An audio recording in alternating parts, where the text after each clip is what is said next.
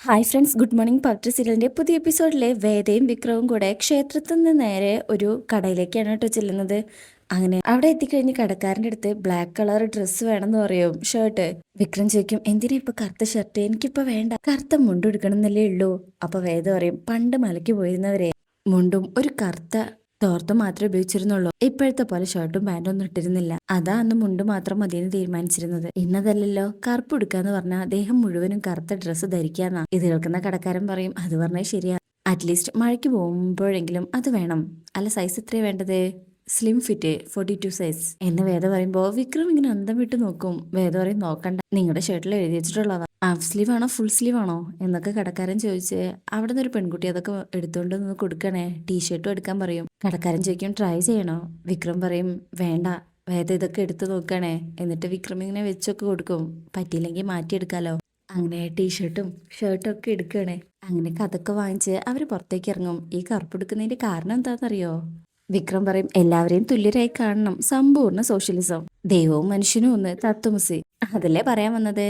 അപ്പൊ തന്നെ വേദ പറയും, അതതിന്റെ ശാസ്ത്രീയ ലോജിക്കൽ വശം. സ്പിരിച്വൽ ആയ ഒന്നോടെ ഉണ്ട്. നിറങ്ങൾ ഒഴിവാക്കുമ്പോൾ ലൗകിക ജീവിതത്തോടുള്ള ഭ്രമമാണ് മനുഷ്യൻ ഒഴിവാക്കുന്നത്. ജീവിതത്തിനോടുള്ള ഭ്രമമാണ് അഹങ്കാരം ഉണ്ടാക്കുന്നത്. അതുകൊണ്ട് അഹങ്കാരത്തിൽ നിന്നുള്ള മുക്തി, വൈരാഗ്യം എന്നിവ സംഭവിക്കാൻ കറുപ്പാ നല്ലത്. വിക്രം ചോദിക്കും, വൈരാഗ്യോ? ആരോട്? വേദ പറയും, ആ വൈരാഗ്യമല്ല, ജീവിത വൈരാഗ്യം, ലൗകിക ജീവിതത്തോടുള്ള വിരക്തി. വിക്രം പറയും, ഓ അങ്ങനെ. വേദ പറയും, എങ്കിൽ ഗുരുസ്വാമി കേറ്, നമുക്ക് പോവാം. അപ്പൊ വിക്രം പറയും, അയ്യോ ഞാനൊരു കാര്യം മറന്നു, ഇവിടെ നിൽക്ക് എന്ന് പറഞ്ഞ് ആ കടയിലേക്ക് തന്നെ പോകും. എന്താ എന്ന് വേദ ചോദിച്ച് അവിടെ തന്നെ നിൽക്കുക. അല്പസമയം കഴിയുമ്പോൾ വിക്രം ഒരു പാക്ക് കവറായിട്ട് വരികയാണേ. എന്നാ വേദയ്ക്കും, ഇതെന്താ നോക്കടോ. വേദ തുറന്നു നോക്കുമ്പോൾ ബ്ലാക്കും വൈറ്റും കളറിലുള്ള സാരിയും തുണിയാണേ. വേദയ്ക്ക് കാണുമ്പോൾ സന്തോഷമാവും. കോടതിയിലേക്ക് പോകുമ്പോൾ എടുക്കാനുള്ള സാരിയും പിന്നെ കോട്ട് തയ്ക്കാനുള്ള തുണിയും. വേദ പറയോ, ഓ പകരത്തിന് പകരല്ലേ. വിക്രം പറയും, അല്ല, ഇത് അന്ന് തന്നെ വാങ്ങിച്ചു തരണമെന്ന് കരുതിയതാ. പിന്നെന്താ വാങ്ങിച്ചു തരാണ്ടിരുന്നേ? വിക്രം പറയും, നീ തെറ്റിദ്ധരിച്ചാലോ എന്ന് കരുതി. എന്ത് തെറ്റിദ്ധരണ? വിക്രം പറയും, ഞാൻ എന്റെ ഇഷ്ടം കൊണ്ടാണ് വാങ്ങിച്ചു തരണേന്ന്, തെറ്റിദ്ധരിച്ചാലോന്ന്. വേദയ്ക്കും, അപ്പൊ ഇപ്പൊ വാങ്ങിച്ചു തന്നത് ഇഷ്ടം കൊണ്ടല്ലേ? അല്ല, ഇപ്പൊ ഞാൻ സ്വാമിയല്ലേ, ഈ വിരക്തിയും വൈരാഗ്യമൊക്കെ ഉള്ളവൻ, അപ്പൊ അതിലൊന്നും വലിയ പ്രസക്തി ഇല്ലല്ലോ. വേദ പറയും, അതെ, മഞ്ചാടിക്കുരു വാരിയിട്ട കുസൃതി കൂടുന്ന ഒരു ചൊല്ലുണ്ട്. അത് ഇത്ര പെട്ടെന്ന് കൂടുന്നു വിചാരിച്ചില്ല. വിക്രം പറയും, എല്ലാം അറിയുന്ന വേദയ്ക്ക് ആ അറിവ് തെറ്റിപ്പോയി. മഞ്ചാടിക്കുരുവിനെ കുസൃതിയായിട്ട് വലിയ ബന്ധമൊന്നുമില്ല. ഒരുപാട് വലിയ വിലയുള്ള വഴിപാട് ഭഗവാന് സമർപ്പിക്കുന്ന ആളുണ്ടല്ലോ, അതിനോടൊപ്പം പ്രാധാന്യമുണ്ട് വിലയില്ലാത്ത മഞ്ചാടിക്കുരുവിന്. വേദ പറയും, ശരി സ്വാമി, ഇനി ഞാൻ മനസ്സിലാക്കിക്കോളാം. വിക്രം പറയും, എങ്കി വാ പോയാലോ എന്ന് പറഞ്ഞ് അവരവിടെ നിന്ന് ഇറങ്ങാം. അതേസമയം വീട്ടിലെ കമലമ്മ മാഷിന് ഫുഡൊക്കെ കൊടുത്തിട്ട് അലമാരയിൽ പോയിട്ട് വളയെടുക്കാൻ നോക്കുമ്പോൾ അതവിടെ കാണുന്നില്ല. അയ്യോ, എവിടെ പോയി എന്ന് പറഞ്ഞ് എല്ലായിടത്തും നോക്കും. മാഷേ, ആ വള കാണുന്നില്ല എന്നിങ്ങനെ ടെൻഷനോട് കൂടെ വന്ന് പറയും. ഇത് കേൾക്കുന്ന മാഷു ഞെട്ടിപ്പോവും, അതുവഴി വരുന്ന നന്ദിനിയും.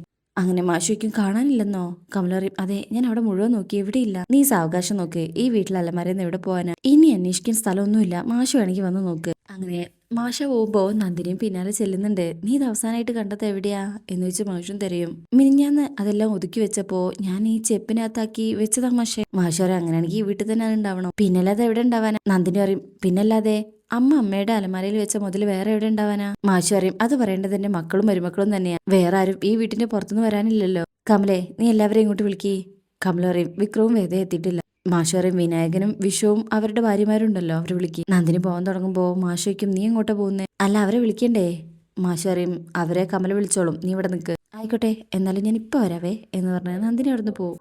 അവരിതിങ്ങനെ അന്തത്തിൽ നോക്കി നിൽക്കുകയാണ്. മാഷ് പറയും, ചെല്ലേ. കമല പറയും, അത് വേണം മാഷെ, നമ്മൾ അവരെയൊക്കെ സംശയിക്കുന്നൊന്നാവില്ലേ? മാഷ് പറയും, ഒരു സംശയവുമില്ല, സത്യാന്വേഷണം മാത്രമേ ഉള്ളൂ. കമല ചെല്ലേ. കമലയ്ക്കാണെങ്കിൽ പോവാൻ ആകെ ഒരു മടിയുണ്ട്. അങ്ങനെ പറഞ്ഞ് നിർബന്ധിച്ചവിടുന്ന് പറഞ്ഞയക്കും. നന്ദിനി ഈ സമയം വേഗം റൂമിൽ ചെന്ന് അലമാര മൊത്തത്തിലൊന്ന് തിരയണേ. ഓ ഭാഗ്യം, എന്തായാലും അതിവിടെ ഇല്ല, വിനയേട്ടൻ എടുത്തിട്ടില്ല എന്നുള്ള സമാധാനത്തിൽ നിൽക്കുക. അപ്പോഴേക്കും കമലയുടെ വിളി വരും. അപ്പോഴേക്കും അവിടെ എല്ലാവരും എത്തിയിട്ടുണ്ട്. മാഷു പറയും, വിഷയത്തിനൊരാവശ്യം വന്നോണ്ടാ വള എടുത്തു കൊടുക്കാൻ ഞാൻ കമലയോട് പറഞ്ഞത്, പക്ഷെ അതിപ്പോ ഈ അലമാരയിൽ കാണാനില്ല. അച്ചമ്മയ്ക്കും കാണാനില്ലെന്നോ? മാഷു പറയും, അതെ അമ്മ, 2 ദിവസം മുമ്പ് വരെ കമല ഇത് കണ്ടതാ, അതെവിടെ പോയിന്ന് കണ്ടുപിടിക്കേണ്ടത് എല്ലാവരുടെയും ബാധ്യതയാണ്. എന്തായാലും പുറത്തുനിന്ന് ഒരാൾ വന്നത് എടുത്തോണ്ട് പോവില്ല. നന്ദിനിക്കും അപ്പൊ അച്ഛൻ പറയുന്നത് ഞങ്ങൾ ആരെങ്കിലും എടുത്തു എന്നാണോ? മാഷു പറയും, നന്ദിനി എടുത്തു എന്ന് ഞാൻ പറഞ്ഞില്ലല്ലോ. നന്ദിനി പറയും, പിന്നെ ആ പറഞ്ഞതിന്റെ അർത്ഥം എന്താ? നിങ്ങളറിയാതെ പോവില്ലെന്ന് പറഞ്ഞാൽ ഞങ്ങളിൽ ആരും എടുത്തു എന്നല്ലേ അർത്ഥം? കമല പറയും, നന്ദിനി വെറുതെ അനാവശ്യ കാര്യം പറഞ്ഞുണ്ടാക്കരുത്. ഈ വീട്ടിൽ നിന്ന് ഒരു സാധനം നഷ്ടപ്പെട്ടാൽ അതിന്റെ ഉത്തരവാദിത്തം എല്ലാവർക്കും ഉണ്ടെന്ന് മാത്രമേ മാഷ് ഉദ്ദേശിച്ചുള്ളൂ. നന്ദിനി അറിയും, അല്ലല്ലേ ഇതിപ്പോ പണ്ടാരാണ്ട് പറഞ്ഞ പോലെ അപ്പനിട്ട ബർമുട അപ്പാപ്പനിട്ട വള്ളി ട്രൗസർ എന്ന് പറഞ്ഞ പോലെ അല്ല. നീ എന്ത് ഭാഷയെ നന്ദിനി സംസാരിക്കുന്നത്? അയ്യോ അമ്മ, ഞാൻ വൃത്തിയോടൊന്നും പറഞ്ഞില്ല. പുറത്തുനിന്ന് ഒരാൾ കൊണ്ടുപോയില്ലെന്ന് പറഞ്ഞാൽ ഈ വീട്ടിലുള്ള ആരോ എടുത്തു എന്ന് തന്നെ അർത്ഥം. അച്ഛൻ പറഞ്ഞുകൊണ്ട് അർത്ഥം മാറിപ്പോവില്ല എന്നേ ഞാൻ ഉദ്ദേശിച്ചുള്ളൂ. വിനായകൻ പറയും, നിർത്ത് നന്ദിനി, സാധനം കാണാനില്ല. ഇവിടെ ആരെങ്കിലും അത് കണ്ടോന്നേ അച്ഛൻ ചോദിച്ചുള്ളൂ.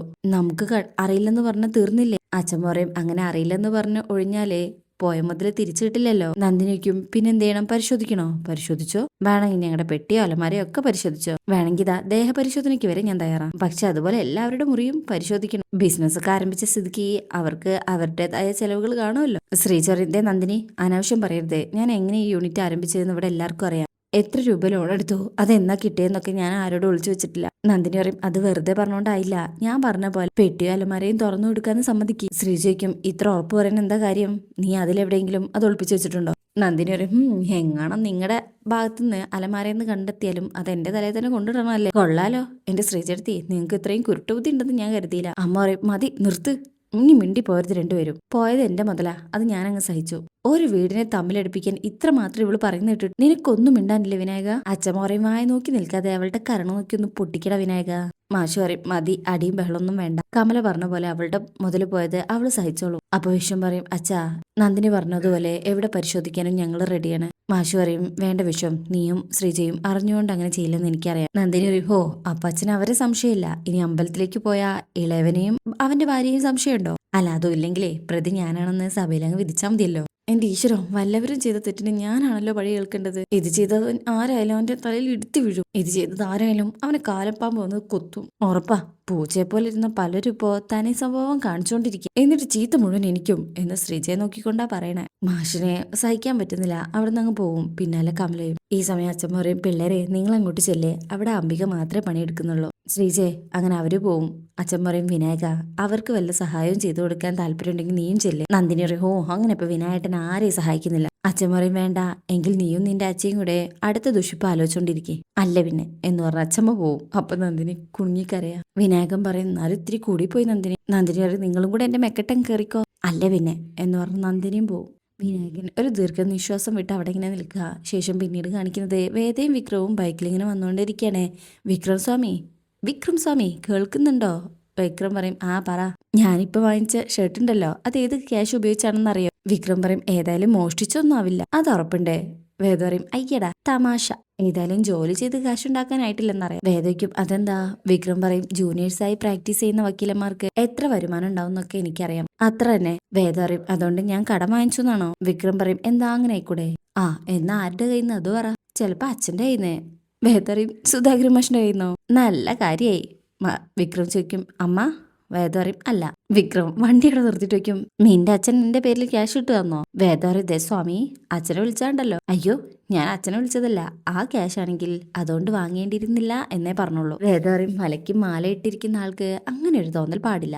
ആര് തന്നാലും വാങ്ങിക്കണം എന്നാണ്. പിന്നെ വേദ പറയും, പക്ഷെ ഈ ക്യാഷ് അതൊന്നും അല്ല. മോൻ വണ്ടി എടുക്ക്, ഞാൻ പറയാം. ഇതേ എനിക്ക് ഫീസായിട്ട് കിട്ടിയ ക്യാഷ് തന്നെയാ. എനിക്ക് കിട്ടിയ ആദ്യത്തെ ഫീസ്. ശ്രീകാര്യം ശ്രീനിവാസനെതിരെ കേസ് നടത്തുന്നതിന് എനിക്ക് കിട്ടിയ ആദ്യത്തെ ഫീസ്. അത് കേൾക്കുന്നതും വിക്രമിന് അങ്ങ് ദേഷ്യം വരും. വണ്ടി നിർത്തും. ഇറങ്ങാൻ. അപ്പൊ എനിക്ക് സമ്മാനം വാങ്ങിച്ചു തരാൻ ആ ക്യാഷ് തന്നെ ഉപയോഗിച്ചല്ലേ? ഇതെന്താ പ്രതികാര? വേദ പറയും, ജോലി ചെയ്ത് കൂലി വാങ്ങിക്കുക. അതിലെ സ്വന്തം ഭർത്താവിനൊരു ഷർട്ട് വാങ്ങിച്ചു കൊടുക്കുന്നു. അതിലെന്ത് പ്രതികാരമുള്ളത്? വിക്രം ചോദിക്കും, നിന്നോട് അല്പം സൗഹാർദ്ദം കാണിക്കാൻ തുടങ്ങുമ്പോ നീ എന്തിനാ ഇങ്ങനെ പെരുമാറുന്നേ? വേദ പറയും, അയാൾക്ക് വേണ്ടി ചെയ്യുന്ന കാര്യങ്ങളുടെ പ്രതിഫലത്തിൽ നിന്നല്ലേ വിക്രം എനിക്ക് സാരി വാങ്ങിച്ചത്. അതിന് കുഴപ്പമൊന്നുമില്ലേ? വിക്രം ചോദിക്കും, ആണോ? അങ്ങനെയാണോ നീ വിചാരിച്ചിരിക്കുന്നത്? മാസങ്ങളായി ഞാൻ ശ്രീനിസാറിന്റെ കയ്യിൽ നിന്ന് 5 പൈസ വാങ്ങിച്ചിട്ടില്ല. ഈ പണം ഞാൻ വർക്ക്ഷോപ്പിൽ അധ്വാനിച്ചുണ്ടാക്കിയ പൈസയാ. നീ പറഞ്ഞത് ശരിയാ. ഞാൻ ശ്രീനിസാറിന് വേണ്ടി ഒരുപാട് കാര്യങ്ങൾ ചെയ്തിട്ടുണ്ട്. എനിക്ക് അതിനൊക്കെ ക്യാഷും കിട്ടിയിട്ടുണ്ട്. പക്ഷെ ഒരിക്കൽ പോലും അച്ഛൻ അതിന്റെ പങ്ക് പറ്റിയിട്ടില്ല. ഞാനായിട്ട് ആർക്കും ആ ചെലവില് ഒന്നും വാങ്ങിച്ചു കൊടുത്തിട്ടുമില്ല. ആവശ്യമുള്ള നാട്ടുകാർക്ക് നൽകിയിട്ടുണ്ട്. കാലങ്ങൾക്ക് ശേഷം അച്ഛനും അമ്മയ്ക്കും വിവാഹ വാർഷികത്തിന് ഡ്രസ്സ് എടുത്തു കൊടുത്തത് നീ പറഞ്ഞിട്ടായിരുന്നു. അതും ദിവസം മുഴുവൻ അധ്വാനിച്ചിട്ട്. ഓർമ്മയുണ്ടല്ലോ അല്ലേ? വേദ പറയും, സോറി, ഞാൻ അങ്ങനെയൊന്നും ഉദ്ദേശിച്ചില്ല. വിക്രം പറയും സാരമില്ല, ശ്രീനിവാസൻ സാറിനെതിരെ നടത്തുന്ന കേസിന്റെ ഫീസ് കൊണ്ട് വാങ്ങിച്ചത് എന്ന് കരുതി ഞാനിത് ഉപേക്ഷിക്കൊന്നുമില്ല. ഓരോ തവണ ഇടുമ്പോഴും എനിക്കത് ഓർമ്മ വരുമല്ലോ. ഒരുപക്ഷെ നിന്റെ ലക്ഷ്യം അതായിരിക്കും. ഈ മണ്ഡലമാസത്തിൽ വ്രതം നോറ്റ് മല ചവിട്ടാൻ ഒരുങ്ങുമ്പോൾ ഓരോ നിമിഷവും ഞാൻ എന്റെ പാപങ്ങൾ ഓർക്കുമെന്ന് അല്ലെ? വേദ പറയും അയ്യോ ഞാൻ അങ്ങനെയൊന്നും ഉദ്ദേശിച്ചിട്ടില്ല. വിക്രം പറയും ഉദ്ദേശിച്ചാലും സാരമില്ല, നട്ടതേ മുളയ്ക്കുന്ന അച്ഛൻ പറയും. എന്റെ കാര്യത്തിലും അതല്ലേ സംഭവിക്കൂ. എന്റെ പ്രവൃത്തികൾ ഞാൻ തന്നെ നേരിട്ടല്ലേ പറ്റൂ. വേദ പറയും സോറി, ഇത്രയ്ക്കൊന്നും ഉദ്ദേശിച്ച് പറഞ്ഞല്ല ഞാൻ. ആവണമെന്നില്ല, പക്ഷേ അതിനേക്കാളും കൂടുതൽ നീ പറഞ്ഞതിലുണ്ടെന്ന് എനിക്ക് മനസ്സിലായി. കേറ്. അപ്പോഴേക്കും സ്വാമി എന്ന് വിളിച്ച് ഒരു കുട്ടി അങ്ങോട്ട് വരും. ഒരു മാളികപ്പുറം. എന്നെയും കൂടെ കൊണ്ടുപോവോ എന്ന് വെച്ചാൽ അവരുടെ അടുത്ത് വന്ന് നിൽക്കുമ്പോ വിക്രം ചോദിക്കും എങ്ങോട്ടാ മാളികപ്പുറം? നിങ്ങൾ ഈ വഴിയാണോ പോകുന്നത്? വിക്രം പറയും അതെ. എങ്കിൽ ഇറങ്ങാനുള്ള സ്ഥലം ഞാൻ പറയാം, എന്നാ വാ കേറിക്കോ. വിക്രം പറയും കുഞ്ഞിനെ കയറ്റാദ്യം. അങ്ങനെ ആ കുട്ടിയെയും വണ്ടിയിൽ കയറ്റിയിരുത്തി അവർ 3 പേരും കൂടെ അവിടെ നിന്ന് പോവാണ്. വേദ പോകുന്ന വഴിക്ക് മോളെ എവിടുന്ന് വരാ? അമ്പലത്തിന്നേ. വിക്രം ചോദിക്കും അപ്പൊ തനിയെ അമ്പലത്തിലേക്കൊക്കെ പോവോ? പിന്നെ ഞാൻ തനിയെ സ്കൂളിലേക്കും പോവും. വിക്രം പറയും ആഹാ മിടുക്കിയാണല്ലോ എന്ന് പറഞ്ഞിട്ട് അവരിങ്ങനെ പോവാണേ. വേദയുടെ മുഖത്ത് ഒരു സന്തോഷമില്ലായ്മ വിക്രം ആ മിററിലൂടെ കാണുന്നുണ്ട്. ശേഷം അല്പസമയം കഴിയുമ്പോൾ ആ കുട്ടി പറയും ദാ ഇവിടെ നിർത്തിയാൽ മതി. അങ്ങനെ വണ്ടി നിർത്തി വേദ ആ കുട്ടിയെ ഇറക്കി കൊടുക്കും. അങ്ങനെ ആ കുട്ടി വീട്ടിലേക്ക് പോകാൻ തുടങ്ങുമ്പോൾ വേദ പറയും അതെ, ഇത് മല ചവിട്ടുമ്പോൾ ആ സ്വാമിക്ക് വേണ്ടി പ്രാർത്ഥിച്ച് വഴിപാടായിട്ട് ഇടുവോ എന്ന് വെച്ച് പൈസ കൊടുക്കുമ്പോൾ ശരിയെന്ന് പറഞ്ഞ ആ കുട്ടി അത് വാങ്ങിച്ചു പോവും. അങ്ങനെ അത് കഴിഞ്ഞ് ഇവരിങ്ങനെ വണ്ടിയിൽ പോകുമ്പോൾ വേദ പറയും ആ കുട്ടിയുടെ കയ്യിൽ ദക്ഷിണ കൊടുത്തപ്പോൾ ഞാൻ അയ്യപ്പസ്വാമിയോട് പ്രാർത്ഥിച്ചിട്ടുണ്ട്, വിക്രം സ്വാമിയെ തെറ്റിദ്ധരിച്ചതിൽ എന്നോട് പൊറുക്കണേന്ന്. എന്നോട് പൊറുക്കായിരിക്കും പോരെ? വിക്രം പറയും ഇയാള് വീണ്ടും എന്നെ തോൽപ്പിക്കുകയാണല്ലോ. വേദ പറയും സ്നേഹമുള്ളടത്ത് തോൽവിയും ചെയ്യൊന്നുമില്ലല്ലോ, മനസ്സിലാക്കൽ മാത്രല്ലേ ഉള്ളൂ. ഞാൻ വിക്രമിനെ മനസ്സിലാക്കി തുടങ്ങിയെന്ന് കരുതിയാൽ മതി. അങ്ങനെ എല്ലാം വിഷമവും മാറി സന്തോഷത്തോടു കൂടി ഇവരിങ്ങനെ പോകുന്നത് കാണിച്ചുകൊണ്ടാണ് ഈ ഭാഗം കഴിയുന്നത്. അപ്പോൾ റിവ്യൂ ഇഷ്ടപ്പെട്ടിട്ടുണ്ടെങ്കിൽ ചാനൽ എല്ലാവരും ലൈക്ക് ചെയ്യുക, സബ്സ്ക്രൈബ് ചെയ്യുക, സപ്പോർട്ട് ചെയ്യുക. താങ്ക്